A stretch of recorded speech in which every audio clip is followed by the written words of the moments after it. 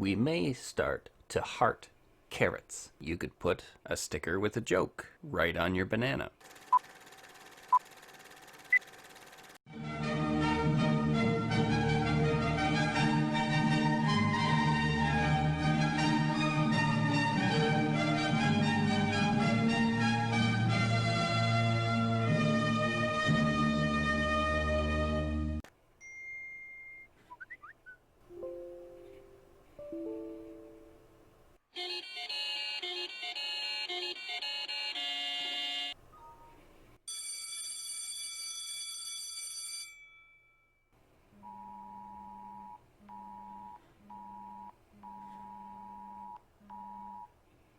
Within the large tent that is psychology, there are very few ideas that could be called axiomatic. You'll get disagreement about pretty much anything you would think you would need agreement on in order to have a field of study. Free will, no agreement. Objectivity versus subjectivity, no agreement. Rationalism versus empiricism, no agreement. Biological approaches versus social constructivism, no agreement. But I have yet to read or encounter anyone in the big tent of psychology who comes out against classical or operant conditioning. In other words, part of understanding psychology, regardless of which corner of it you're studying in, is understanding the fact that, among other things, humans are, like other animals, Pavlovian creatures. We learn by association. For example, that this noise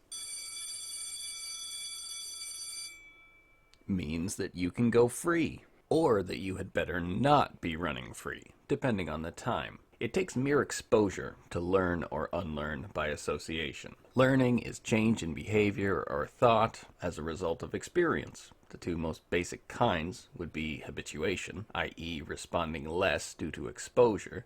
Eliminate odors you've gone noseblind to for up to 30 days with the Febreze car vent clip. And sensitization. Want to hear the most annoying sound in the world?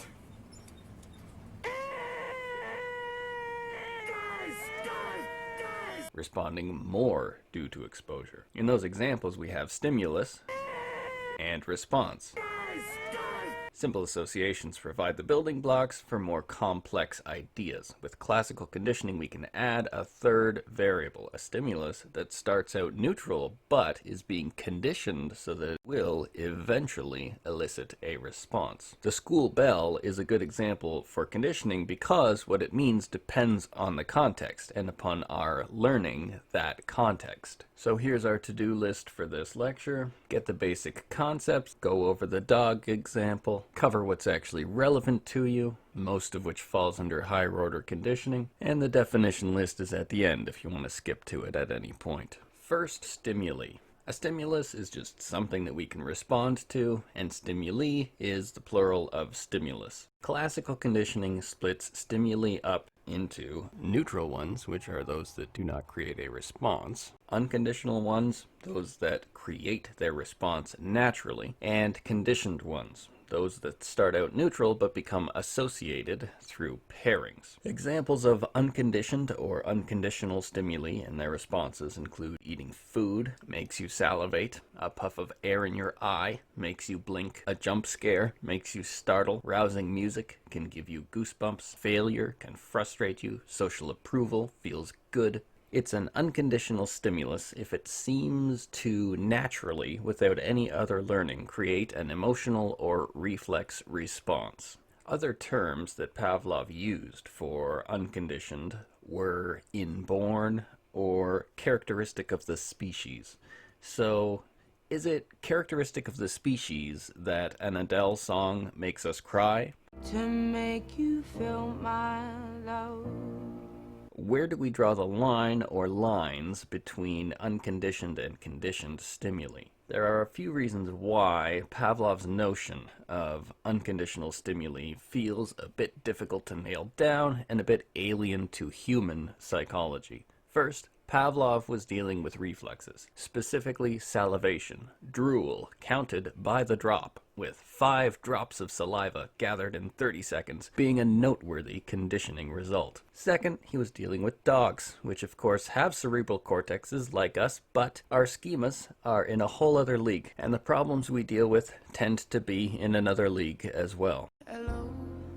The point here is not to problematize, it is to solve the apparent problem so that we can use these concepts with confidence when we're thinking about something other than the drool of unethically treated Russian dogs in the late 1800s. Specifically, I would like you to feel free to consider any emotion a response to an unconditioned stimulus if the association seems primary, primal, or basic. If it seems to have been able to elicit a given response all along, then feel free to call it an unconditioned stimulus. If you're worried about the perfect use of terms, then that worry's going to get in the way of using the concepts IRL. As we will see, the more important issue is just which association was there first, which was built upon, not which one all humans are born with. The other type of stimulus is a conditional or conditioned stimulus, one that creates an emotional or reflex response only due to having been paired enough times with another response-generating, often unconditional stimulus. Anything could become a conditioned stimulus,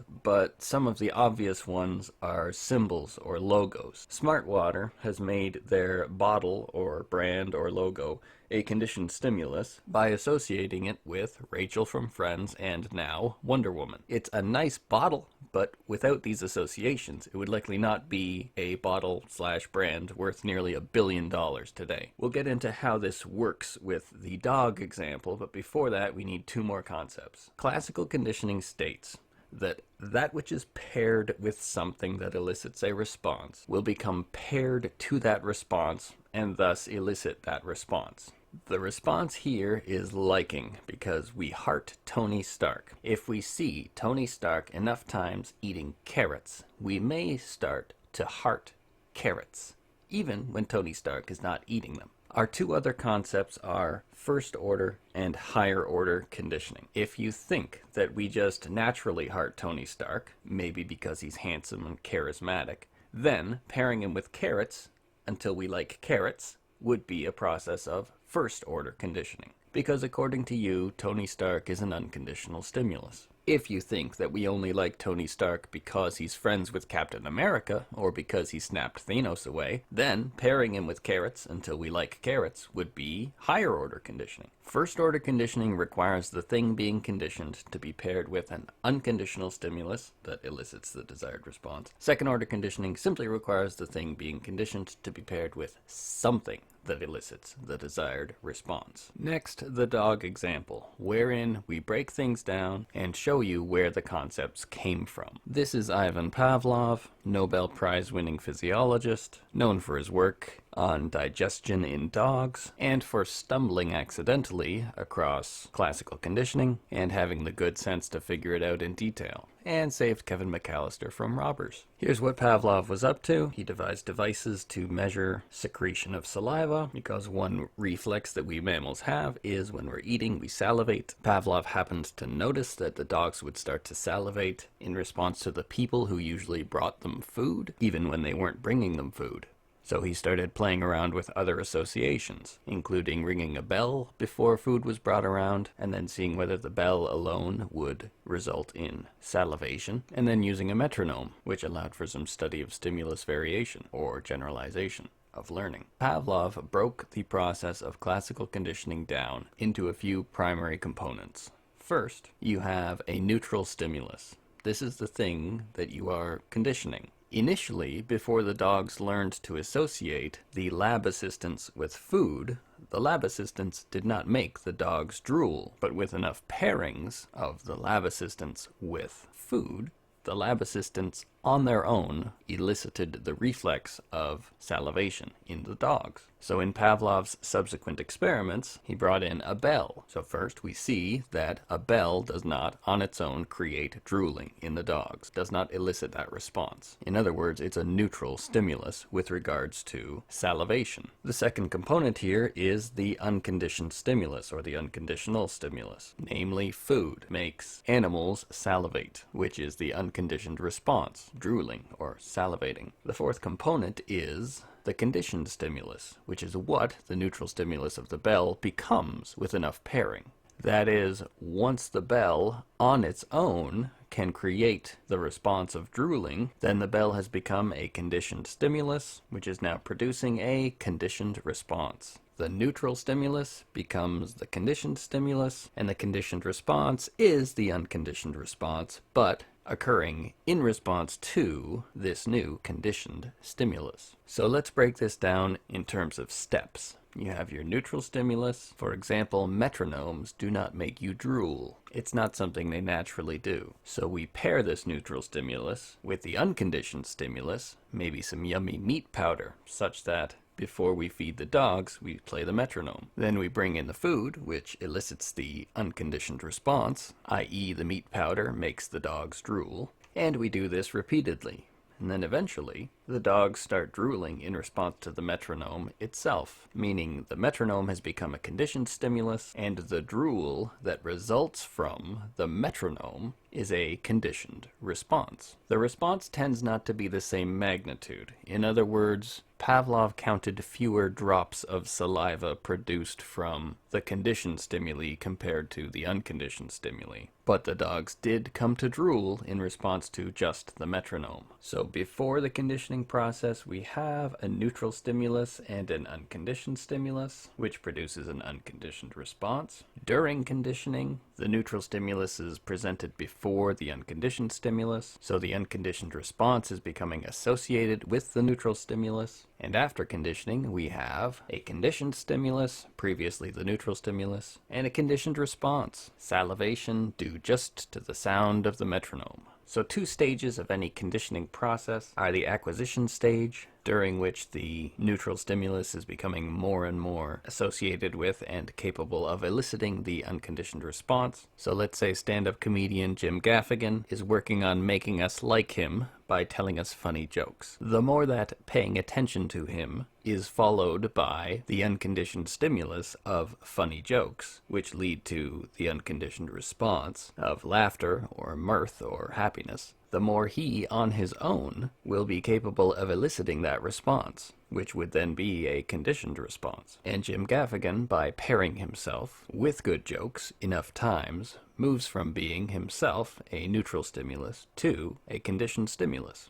But on the right side, we have extinction. There is nothing inherent about Jim Gaffigan that elicits the joy or laughter response. So if we start attending to him, but he stops producing funny jokes, the conditioned response of laughter or joy from his presence gets reduced or extinguished. More on Jim Gaffigan later. I mentioned that use of the metronome allowed for studying stimulus generalization. You can speed or slow the beats of a metronome. If you have it set to 60, then that's the same as a clock. If the dog's drooling reflex is activated by the clock, then he's generalized his learning from just the metronome to the clock as well. And you can see whether training at a speed of 60 results in a conditioned response when the speed is 220, and if it doesn't, then we've learned something about the discrimination of that conditioned response. So we could imagine that a dog that has learned to associate food with a metronome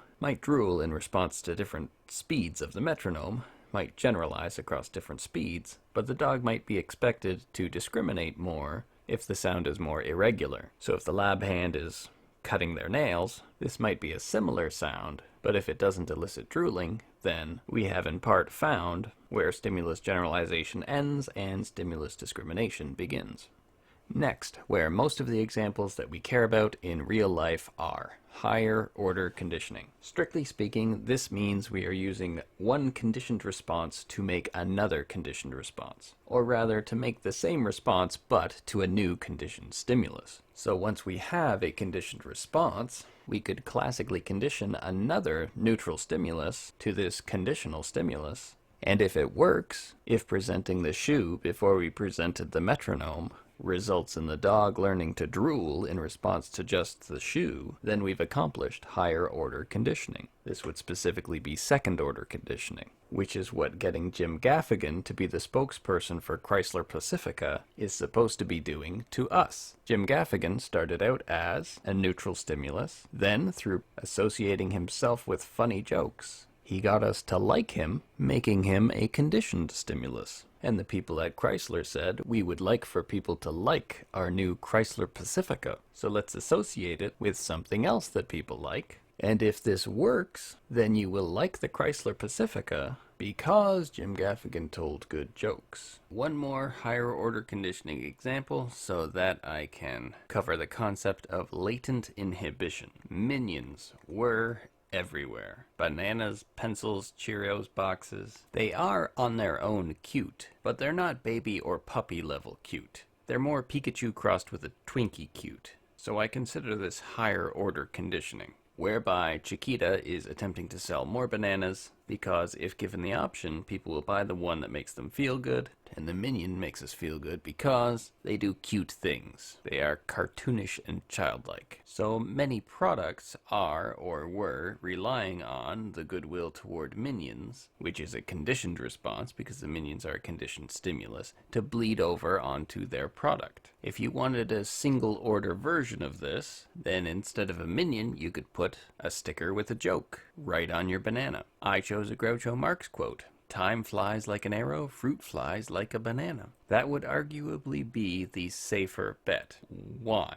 Because a few things could happen with the minions. First, there could be a minion scandal. Turns out the minions, or people who created them, are actually bad. They're bad people. In which case now your banana, which doesn't actually have anything to do with the minions, is less likely to be purchased. Next, it could be the case that people who purchased bananas with minions on them might decide, if the minions go away, that they don't want to buy those bananas anymore. Now, neither of those seem too likely. I chose minions as an example because of the third thing that could go wrong, which is latent inhibition. The more we encounter something, the less that thing, that stimulus, is going to be attended to as a useful, novel, and discriminating signal. For latent inhibition, think The Boy Who Cried Wolf. We respond less to things that are everywhere, like minions, because we learn that they don't provide us with a specific useful signal. At the level of our nervous system, we learn to filter out things that are everywhere, and minions have been everywhere. Classical conditioning helps us understand things as diverse and ranging as learning by association, reasoning by analogy, emotional decision-making, and the feelings that underlie other types of conditioning like operant conditioning, which is Skinner. Freud said, what I'm going to do is I'm going to figure out all of the things in your deep invisible places, all of the conflicts in there. Skinner says, I am explicitly going to do absolutely none of that. I'm not going to look in the invisible places. I'm going to look at your behavior and the observable things in the world that precede or determine that behavior. If we want to change the behavior, then we can change the things. Let's not get distracted by anything that happens in between. This is B.F. Skinner. Now, importantly, Skinner rejects these invisible processes, things like motivation, spirits, thoughts, souls, feelings, not from existence. He just admits that these are things that he can't observe, so he throws these things out of his theories. If you find some observable metric of soul that turns out to precede behavior, then by all means let's start measuring that. But until that time, you're only distracting yourself if you're pretending to know what's going on in the invisible psyche, or in what Skinner called a black box. Skinner was pretty frank about not understanding Freud. A quote from an interview he gave later in his career, "The Freudian mental apparatus doesn't make much sense to me. The Freudian apparatus and all of the things that the Freudians feel they observe in their own special way are fictions or metaphors. They're versions of some sort of primitive animism. Animism being roughly the idea that whatever a thing does is somehow determined by the thing's soul that is teleologically directed to do that thing. So a storm has a spirit of a storm that wants to storm, and a plant has a spirit of a poison if the plant is poisonous. Don't get me wrong, this can be useful for explanation, folklore, and knowledge transmission, but Skinner is right that it's not particularly useful in being able to explain things scientifically and determine a cause. It works in direct opposition to that goal, because if you have the spirit explanation, then you think you have a cause, when in fact you're just reasoning circularly or inventing unfalsifiable constructs. Pragmatically, Skinner was saying, don't jump to invisibles, don't jump to these things that fill in gaps in our knowledge until we've done a good job of shrinking those gaps as much as we can with actual observation. In his words, I don't think inferred concepts adequately make up for things lacking in a behavioral analysis. We need a complete account at the external level. Skinner would occasionally point to psychophysicists and psychophysiologists and say, I don't think you're doing what you seem to think you're doing. To say that a given action in the brain corresponds to a given behavior is not really to understand how that behavior comes about. Whatever the mechanism in the black box happens to be, it is still a response to environmental cues and environmental stimuli. So Skinner wanted to simply move from what we can see, what we can observe in the environment, and what our behaviors are, without being distracted by the muscle mechanism of that behavior. All the lighting up and firing that the brain is doing is, to the good determinist, just a response to environmental stimuli, and if you measure the environmental stimuli and you measure the output, then you're going to have probably the clearest picture you can. The more you focus on these processes, this lighting up, these neurons firing, the more distracted away you are from a proper analysis. That can lead to the prediction, comprehension, and control of behavior.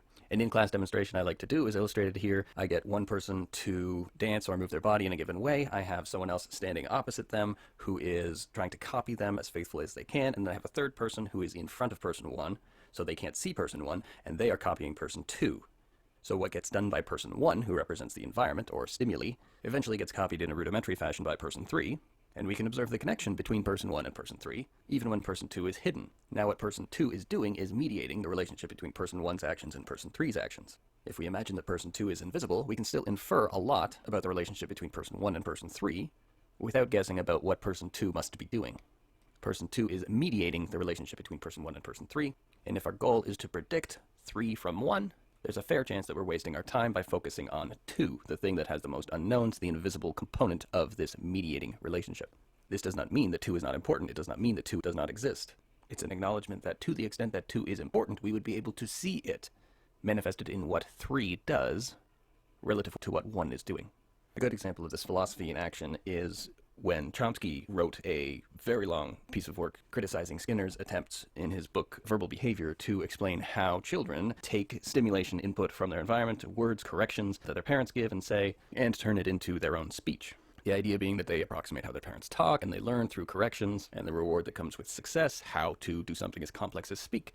Chomsky pointed out that language and the new constructions that even very small kids give us are way too complex, way too novel to have been simply copied or learned through trial and error. My 2.5-year-old this morning said, I had an orange Pebbles vitamin from the pink vitamin container. And he was rewarded with the fact that I understood him and we were able to continue having a conversation about it. But Chomsky's argument is that by Skinner's theory, a child shouldn't be able to make such a new novel construction without having been rewarded for that same or a nearly identical construction previously. So Skinner's theory is not a satisfying explanation of how my son came to construct such a difficult sentence. Chomsky's contribution to the discussion was we have this built-in biological language acquisition device which can pick up on patterns, and we seem to have a universal pattern recognition ability that corresponds to the universal grammar that seems to underlie every language that we construct. And this is what, in the mediating system, which is the child's mind, helps the child to translate all of this learning into novel constructions themselves. Chomsky says without this language acquisition device, the Skinnerian theory is impoverished and it can't actually explain novelty and the picking up on rules. And Skinner didn't even bother to respond because Chomsky is just basically violating his first rule, which is going into the mediating relationship, going into the person 2, and saying these are the qualities that person 2 must have in order to map the relation faithfully from person 1 to person 3. For Skinner, that's just not the point. The Skinnerian analysis looks at what happens in the child's environment or the children's environment and what do the children produce in response to this environment. It doesn't care about the minutiae and mechanics of how. And the Skinnerian approach is what we use now, albeit in different fields, to understand how language acquisition is accomplished and optimized. The best thing you can do for your child, unsurprisingly, is to be hyperverbal, to explain lots of things, especially things that are meaningful to the child or things that you show the child are meaningful. This produces the largest vocabulary, which is the most common way we measure the person 3, the output in this situation, but also more comprehension and ability to follow when somebody presents you with something novel in language. The mediating concept that we should do away with, that I would probably be most able to convince you we need to do away with, is motivation. Now, motivation exists, but when we use it as a tool to theorize and understand ourselves, it's usually in our way of actually understanding ourselves. Let's say you have a goal, you have something that you want to accomplish, and you try and fail. A good Skinnerian analysis and applied behavioral analysis would say, okay, what things in your environment caused you to fail? What things, at the very least, weren't sufficient to reward you enough to continue the behavior that you were trying to sustain? A better way of putting this, how were you rewarded for not accomplishing your goal? A question that usually gets funneled into the question of how did you procrastinate? Instead of asking these person 1 types of things, we go to person 2 and we say, well, what invisible things inside my head weren't quite right in order to get my person 3 to behave in the way I wanted? I probably wasn't motivated. Which might be true, but if you stop there, well, then that's useless. And most of us do stop there. Oh, I didn't accomplish my goal, not because I didn't change my environment enough, but because I just wasn't desiring enough of success. So the next time we try to accomplish our goal, we say, okay, this time I really want it. This time I'm actually motivated. We rewrite history and pretend that we were motivated the original time that we failed. Our looking into the invisible black box, the person 2, the mediating relationship, prevented us from looking at person 1, the actual environmental contingencies that we could have changed to change our quote-unquote motivation to change the outcome that we actually produced. Motivation is only a useful concept to the extent that it gets you to look at person 1, the environment, the stimuli, that you could change in order to change that motivation, i.e. to produce the desired person 3 behavior. The red flag for Skinner is when you posit these concepts like motivation and then you don't refer them back to anything on the person 1, the environmental stimuli level. If you're not specifying any action, you are probably distracting yourself from an actual understanding of what's happening. If you're talking about things that other people can see and things that we can somehow manipulate, like the number of bags of chips in your apartment, or the distance between you and your phone that has Candy Crush on it, when you're mapping onto these manipulable, demonstrable conditions, then you are doing effective theorizing and work. A less abstract example that gets to this point is food is not important because of a hunger drive. Food is not valuable to us because of an instinct. It's valuable to us because if we don't eat it, we'll die. So we do not need some imagined internal state, says Skinner. Too long didn't listen. Some concepts explaining behavior actually keep us from understanding it. Desire, free will. He famously wrote a book called Beyond Freedom and Dignity. The idea was that those concepts might lead us to stop at the concept and not move to the actual environmental conditions that create freedom or that create dignity for people. Skinner rejected these concepts and rejected speculation beyond what was measurable as a rate or as a probability. This is not a denial of soul, spirit, freedom, dignity, motivation. It's an understanding that what we want from those things as outcomes would be better brought about by the analysis of manipulable, demonstrable conditions that the concept, defining it and describing it, distracts us from. In other words, we think and pursue knowledge more productively without these presumptive concepts. With Skinner, the emphasis is on, well, if I can understand and measure person 1, the environment, well enough, then I should be able to predict the outputs, the person 3, the behaviors, the things that we want to see produced by the individual, prospectively. And I can even have a vague idea of my error rate. I can know how predictable someone is. I can know how useful the explanation or knowledge of the environment is to predicting the output, the behavior that somebody engages in. What can I change in my environment to shape my behavior? And how often would I expect this change to be successful in shaping my behavior? So Skinner gave us all kinds of things that are practically useful. Operant conditioning is about changing what people do by changing something in their environment.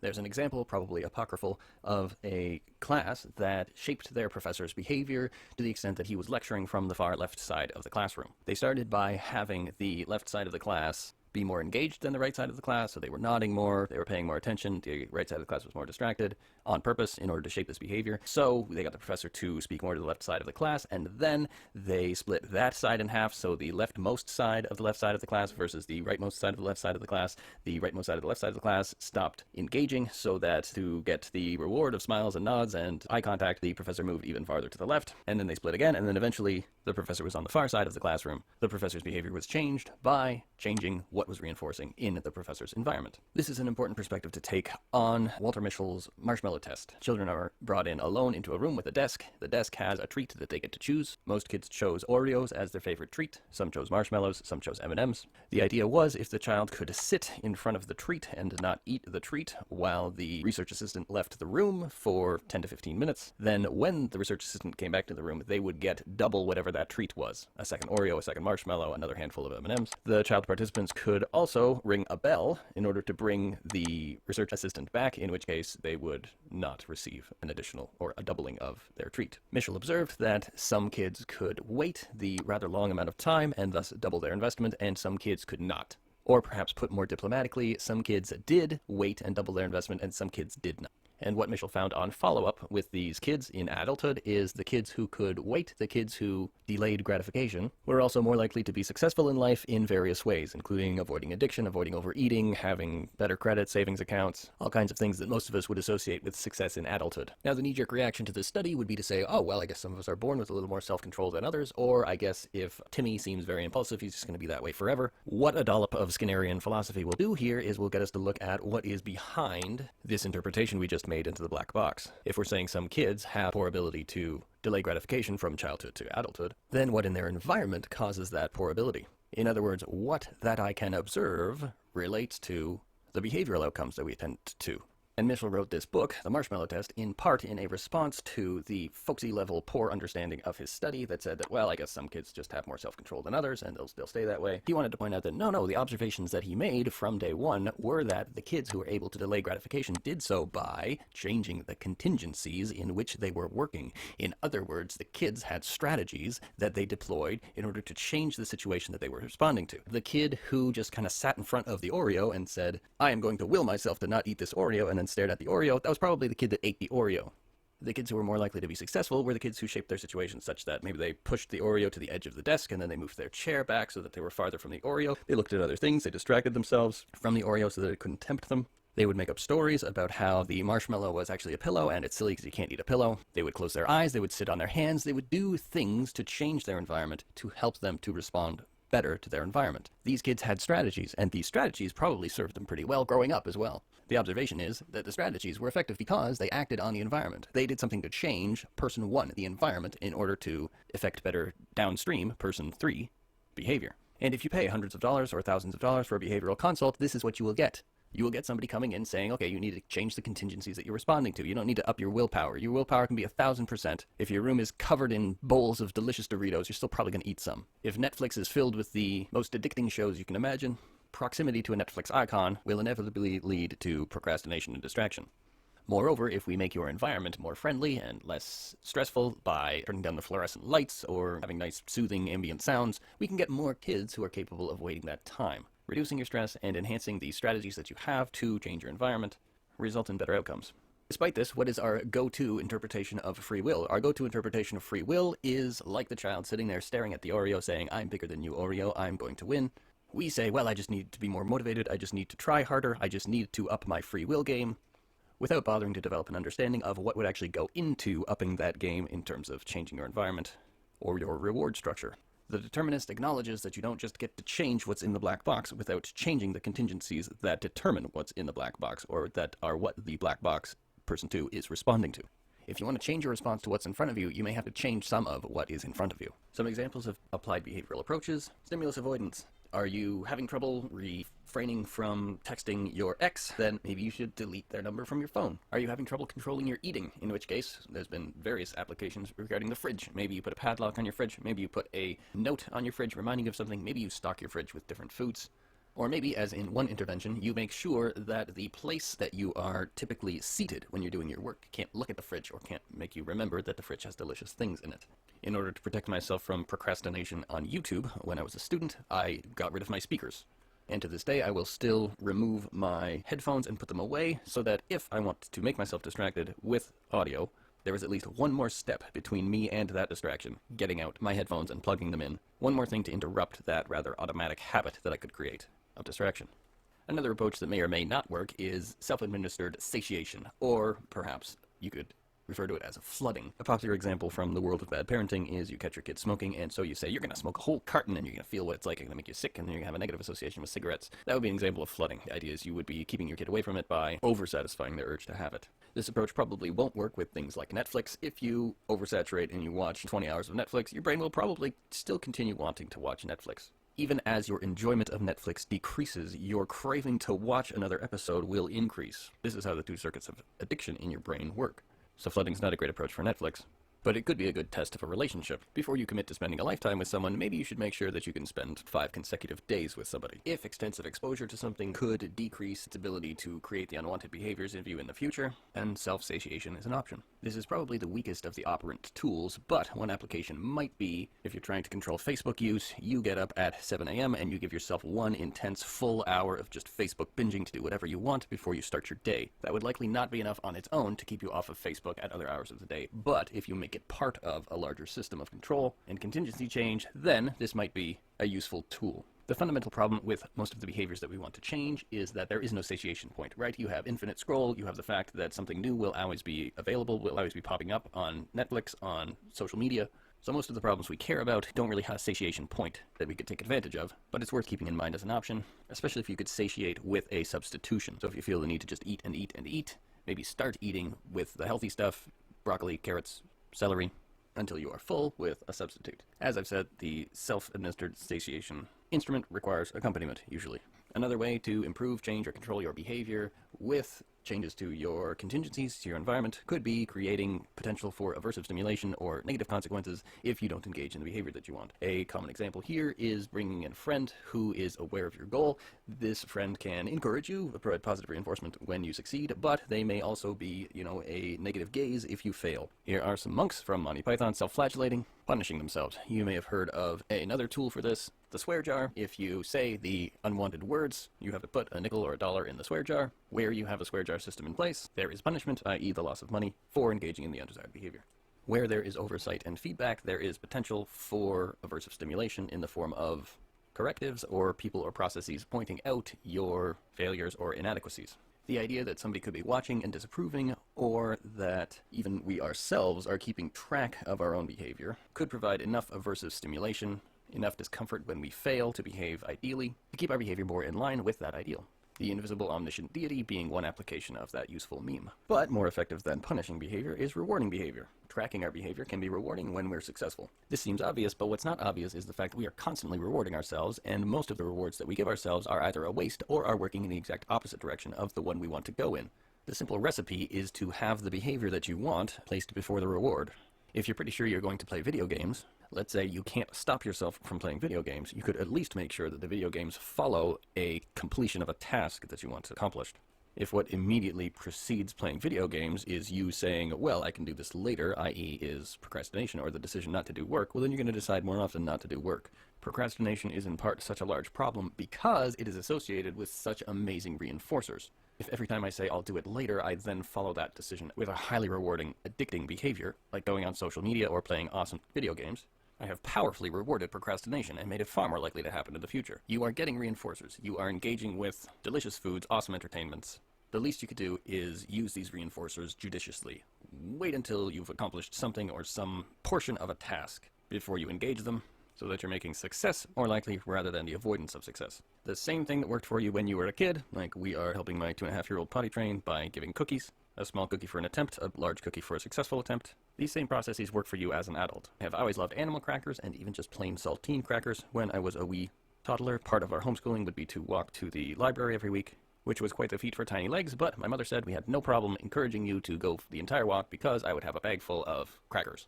And if you lagged behind, I would just hold out a cracker and then you would come running. And to this day, I still reward myself with the accomplishment of small tasks like making it to the end of this lecture by going downstairs and having an animal cracker. Same with beer. I only have a drink if I feel I deserve a drink. More specifically or more operationalized, if I have accomplished all the things on my day's list.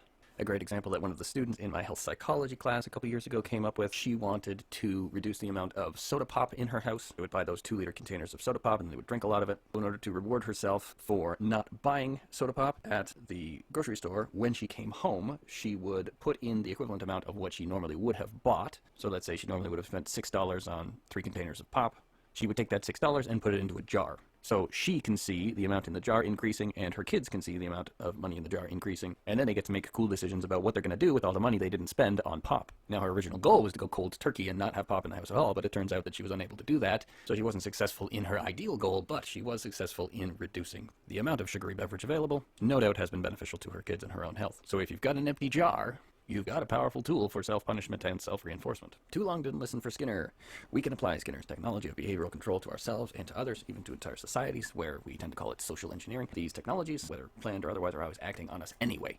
That's what's important. It's already working. The reinforcements are already shaping our behavior. How do we manipulate the environment very subtly so that they're working for us rather than against us? Once we recognize this, it's arguably difficult to find an excuse not to take control of these contingencies in some way. Things that seem beyond our control can be at least made to serve a better purpose than they're currently serving.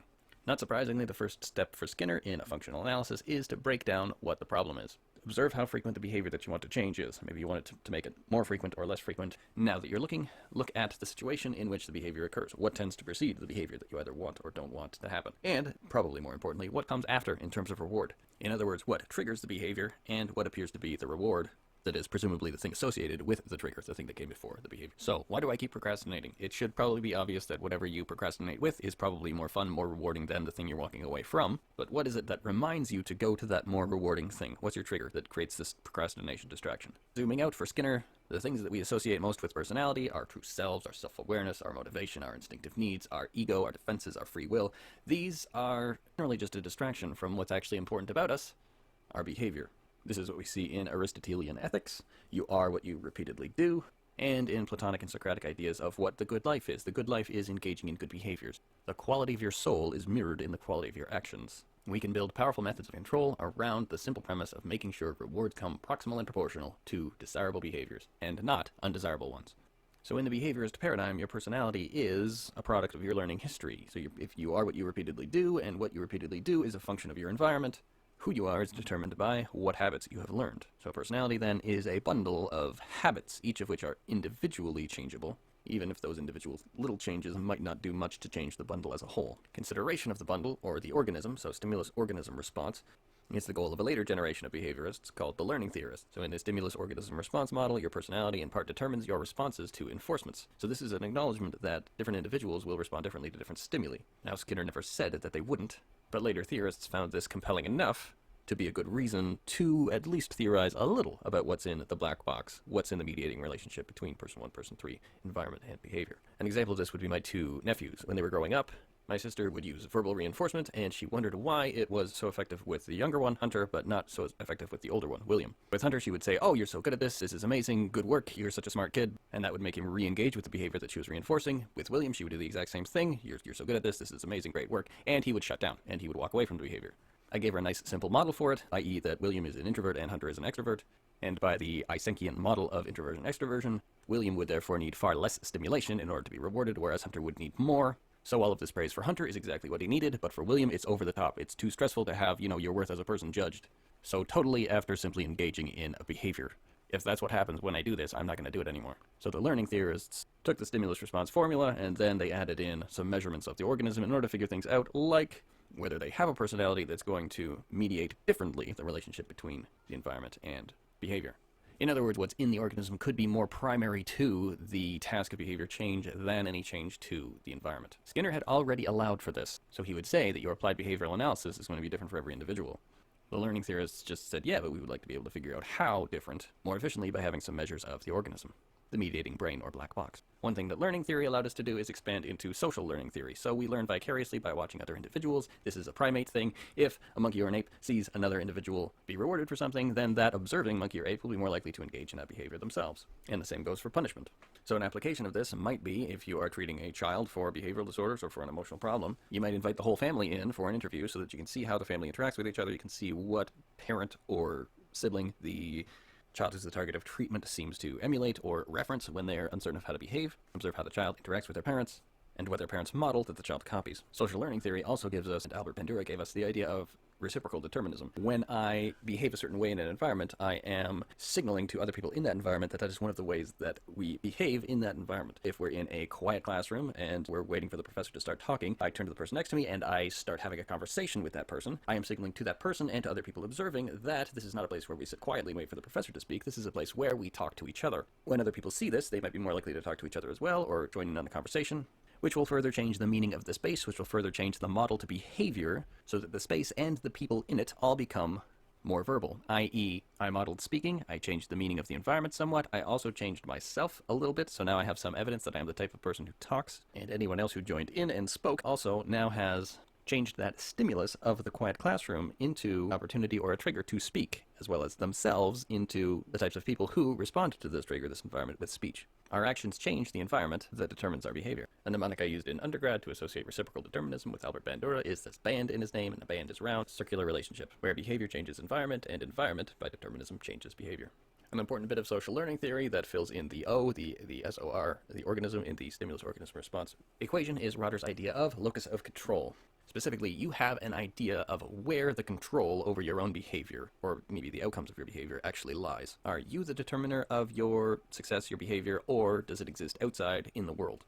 And this is a scale, not an all or none proposition. To what extent do you believe that your own actions will determine your success? Or more primarily, what determines your behavior? Do you believe that the things unfolding around you are due largely to your behavior, or do you believe that the things unfolding around you are mostly due to chance, determination by other causes, and you are a reed in the wind, or a victim of circumstance? Importantly, both are true in a certain sense. You can't fly or make money appear magically in your wallet, therefore your control and efficacy are limited, But you also get to make countless choices, and to deny that is irresponsible. So here's some examples that get at how we measure your locus of control. You have to pick one of the two. Which do you pick? In the long run, people get the respect they deserve in this world, versus, unfortunately, an individual's worth often passes unrecognized, no matter how hard he tries. Can you pick out which one would get you a higher score on internal locus of control? It's A. Another item, again, forced choice. Becoming a success is a matter of hard work, luck has little or nothing to do with it. Or B. Getting a good job depends mainly on being in the right place at the right time. We know that both are true, but, gun to your head, you have to choose one of these. Which do you endorse? If you endorse A, that's a point towards an internal locus of control. Because most of the research participants were students, we thought we'd make some that were relevant to their experience, so here's one for them. Sometimes I can't understand how teachers arrive at the grades they give, versus there's a direct connection between how hard I study and the grades I get. Not surprisingly, B gets you a point towards an internal locus of control. Now, from an epistemic standpoint, the only bad places to be on this scale would be at either extreme, perhaps failing to acknowledge your individual limitations or the fact that you have some free will. But all of the work seems to point to being at the internal locus side of center is the most ideal place to be. Importantly, it seems to predict you having more actual control over your behavior, and the important belief that your behaviors will be effective in the world. The unfortunate other side of this coin is that the more people see themselves as a victim of their circumstances, the more they happen to be correct, and the argument put forward in this research is that it's a self-fulfilling prophecy. The counterpoint might be, but if somebody was right that they couldn't quit smoking and then they failed to quit smoking, that just makes them right. That doesn't mean that their knowledge of their inability to quit smoking caused them to quit smoking.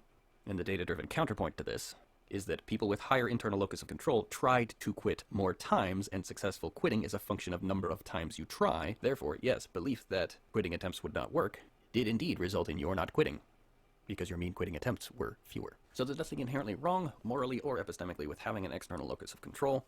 The issue is, from a behavioral standpoint, you're not doing yourself any favors. You make it more likely to be true if you hold the belief that you'll never quit smoking, or if you hold the belief that I've heard so often, which is that you will just never understand statistics.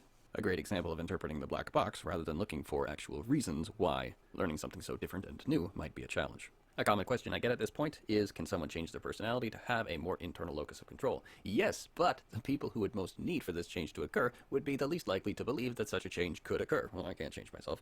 And from the personality research, the older you get, the more difficult a change in this type of personality variable would be. But you can always remind people of the importance of their individual actions, beliefs, and behaviors. Behaviorists are looking to specify everything. What is the behavior that you want to change?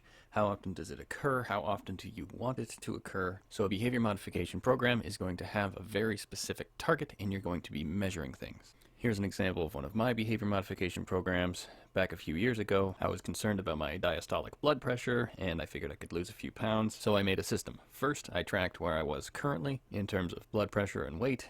I decided that my intervention was going to be running. I went out for a few runs to see what a realistic goal could be. I also took a look at my rewards. On weeks when I had beer, I'd have maybe 6 beer in a weekend.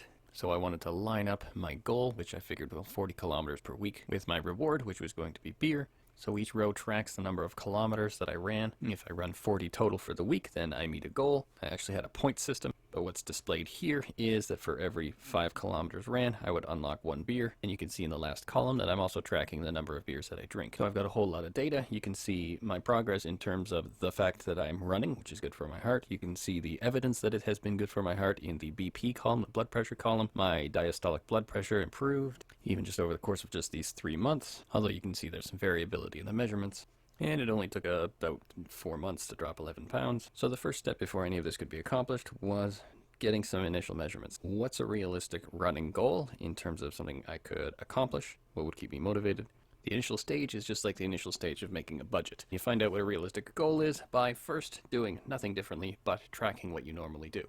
So step 1, gather some specifics, and you use these specifics to make some specific goals. And as best you can, you want to keep track of contingencies. So on days or weeks or months when you didn't meet your goal, what were the circumstances? Maybe your reward structure is such that if you aren't accomplishing at a very high level, it makes you give up, and so you need to adjust your reward structure. Maybe you're burning out. Keep track of these things so that you can have realistic expectations about yourself in the future. There's 3 different families of behavioral approaches. You have the classical conditioning approaches, which are generally changing the way you feel about an object, how you feel towards something. Maybe it's fear or anxiety. There's social learning approaches, which can be very helpful for learning new skills because we're really good at learning from other humans. And there's the approach that I was just showing you, which is operant conditioning. You're trying to associate rewards with the right behaviors, and you're trying to disassociate rewards with the behaviors that you don't want. There's two main flavors of exposure therapies. You could just have a flooding approach where if somebody's scared of worms, you throw them in a vat of worms and you wait for them to calm down, and then eventually they realize, oh, these worms are not killing me, and they probably won't be scared of worms anymore. The idea behind flooding is just that, well, you can't be anxious forever. Eventually your body will just get tired of it, and then you'll learn not to be scared. But of course that sounds terrible, so let's go with the more popular approach, which is systematic desensitization. The basic idea behind systematic desensitization is that you don't get to be anxious and relaxed at the same time. It's called reciprocal inhibition. And let's say you're scared of spiders. You can't be relaxed while you know that there's a spider right near you, but you might be able to be relaxed while we talk about spiders, or while there's a picture of a spider really far away from you. So we get you good at that type of relaxation, and then once you're okay with having a picture of a spider far away from you, I move this picture a little closer, and then I wait until you are good at relaxing in the presence of a picture of a spider as it gets closer and closer. Then maybe we upgrade to a real spider across the room, a real spider a little closer. The idea is I don't move the spider closer until you can be relaxed with the spider at the distance that it currently is. This process is counter conditioning. You're actively training yourself to be relaxed in the increasingly proximal presence of a spider, and once you learn that, you're not going to be anxious in the presence of the spider anymore. It's gradual. We're helping you with the relaxation aspect of it. And this is probably one of the most effective treatments that we have. It works for phobias really well. Sometimes people just need a couple hours, one session, and they can get rid of their phobias. It's also been effective for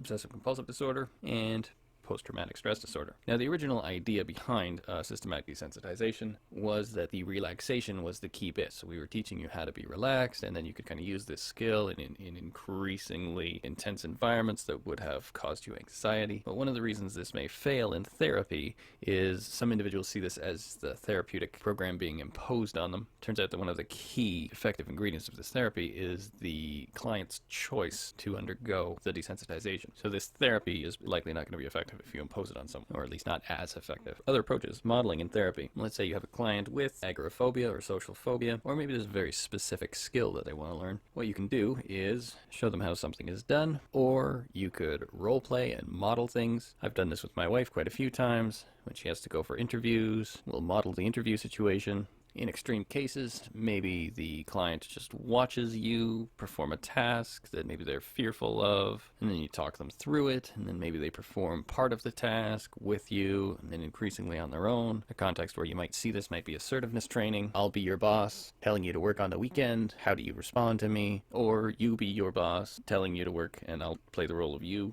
I will show you an effective way to communicate refusal, and then once you've seen it, we can rehearse it so that if your boss asks you to work the weekend and you don't want to, you can confidently communicate this to your boss. Operant procedures are powerful just because they make you measure things. Most people have no idea how absurd their goals are, and careful measurement can help you calibrate your goals down to realistic levels. You can always ratchet up your goal. Once you meet the small one, you can always ratchet it up a little bit to improve it, and eventually you can work your way up to the ideal goal, or work your way down to just $50 of groceries a month or whatever your goal is. But you've got to start with a realistic one, and the initial targeted changes are often very tiny. One of the places where applied behavioral analysis is used most effectively is therapy for kids with autism, especially if they're younger than 5. But a lot of what's being done might not look like much progress, so we're trying to track eye contact and verbalizations. The slightest noise that seems like a verbalization might be rewarded, even if it's not directed at people yet. We're trying to shape things, and you have to start somewhere. You got to start low. Once the kid understands that there's a reward for making vocalizations, then you can work on shaping longer vocalizations, maybe give big rewards when the vocalizations are given in the direction of a person. You're trying to build things up from the ground. And nowadays this is also usually accompanied with tablets where the child can point to what they want, and maybe you give it to them at first just if they touch the screen, and then maybe later they have to touch the screen and make a vocalization, and then maybe they have to say more specifically what they want in order to get it. You're shaping, but you're starting small. And you can use operant procedures to build whole communities,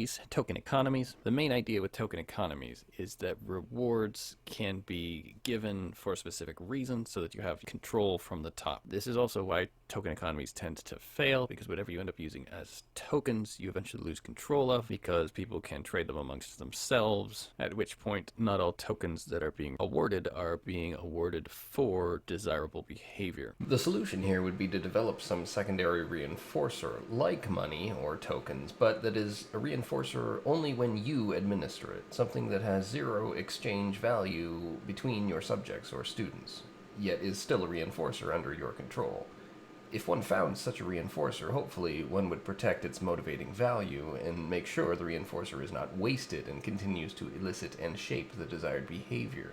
Note that while behaviorism is an ism, like progressivism, perennialism, and the other isms, it is not simply a fish in the sea of education, it is the water. Everything is conditioning. Whether one is encouraging someone to come to their own truth, their versions of the eternal ones, facts, or growth experiences, we are using conditioning, whether we like it or not. It is the water in which the school swims. It is the current with or against which the individual progresses.